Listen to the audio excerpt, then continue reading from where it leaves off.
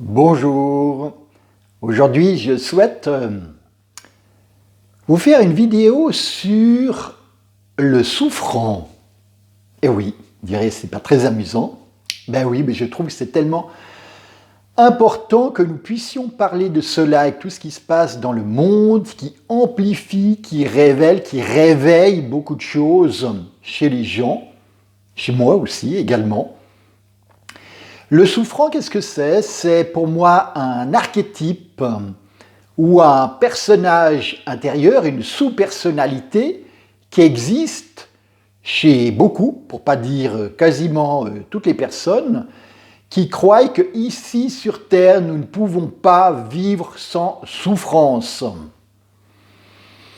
Je me rends compte à titre personnel que j'ai mis en place ce personnage intérieur depuis l'âge de 11 ans, j'en ai 52, donc ça fait 41 ans que je vivais avec ce personnage intérieur.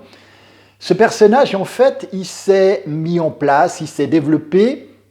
Lorsque j'ai eu 11 ans, il s'est mis en place en résonance avec le traumatisme de vie de ma mère qui a perdu, lorsqu'elle avait 11 ans, elle-même, son père, décédé traumatiquement, d'une manière dramatique, dans un accident de voiture. Il allait à son travail, il était shooté par une voiture et il est mort sur le coup. Ma mère s'en est jamais remis de ce traumatisme et moi, à 11 ans, je suis rentré en résonance avec son traumatisme. Et oui, si nous ne libérons pas nos traumatismes, ce sont nos enfants qui vont en souffrir et les intégrer par résonance. Donc quand j'ai eu 11 ans, j'ai senti, incorporé, mis en place, en sentant tellement la souffrance intérieure de ma mère, que la vie est souffrance et que c'est impossible de vivre sans souffrance sur Terre. Dans l'accompagnement que je propose aux gens, je me rends compte qu'on peut trouver aussi d'autres cas de figure, notamment des personnes qui ont pu expérimenter dans d'autres vies. J'appelle ça des vies parallèles, des lignes de vie, parce que tout ce qui n'est pas rencontré, résorbé, continue en fait de tourner. Et oui, nos vies passées sont toujours d'actualité, actives, tant que nous n'allons pas les désamorcer en trouvant en fait la porte d'entrée qui est notre personnage intérieur qui a été créé avec cette vie passée. Alors je sais que certains me diront, il a fumé le kéké, c'est pas grave, vous pouvez circuler pour ceux que ça touche cela. Eh bien oui, dans d'autres vies, vous avez pu signer des pactes, des contrats. Et oui, quand on signe un contrat et qu'à la fin de notre vie, pour ceux qui croient qu'on a plus qu'une vie que celle-là, eh bien, nos contrats restent actifs. Souvent mis en place dans le chakra de la gorge ou dans le cœur. Donc, certains ont mis en place des pactes ou des contrats pour expérimenter le non-amour.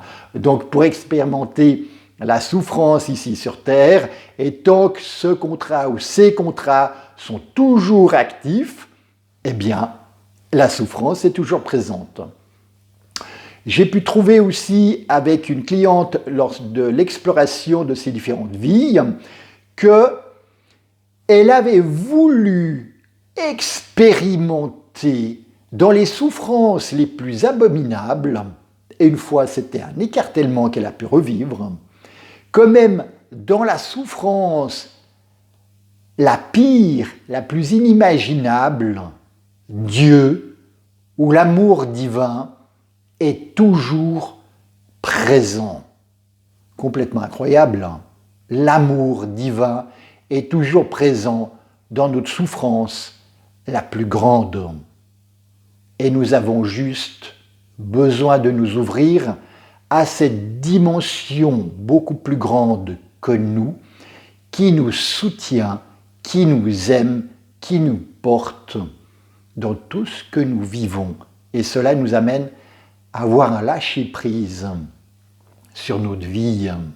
C'est tout un apprentissage, et moi aussi je me considère en apprentissage, en chemin de lâcher-prise, où de plus en plus, je trouve que j'y arrive, des fois certains jours ou par période un peu moins, et de plus en plus quand je regarde en arrière le chemin parcouru.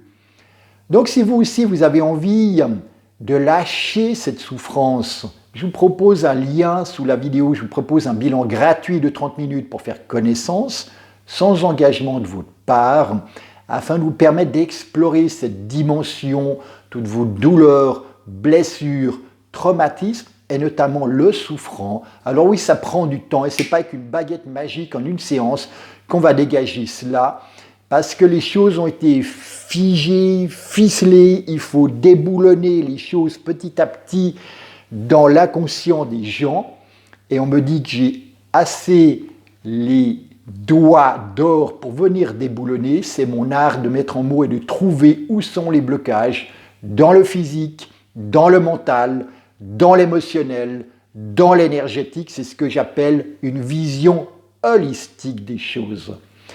Alors je vous souhaite le meilleur et je vous dis à tout bientôt. Au revoir.